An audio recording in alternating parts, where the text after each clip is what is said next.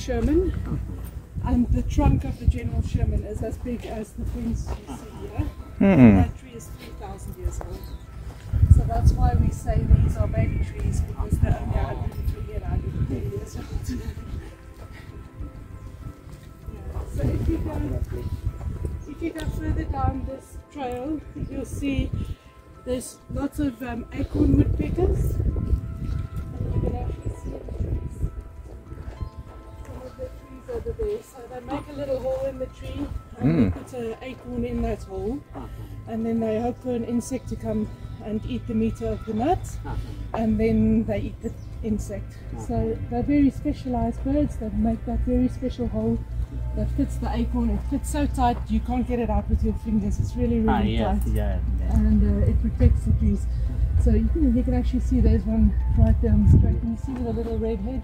Oh yes, the woodpecker. Are there some birds inside? Are there some birds? No, so it's just the acorns that they're putting. So just the nuts of the acorns that they're putting in there. Do you call this like sequoia tree or pine trees? Sequoia. Sequoia, right? Sequoias. That look like small pine trees, right? Yeah, they're sequoias, these guys.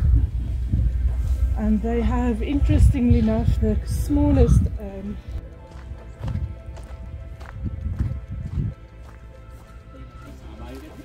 oh.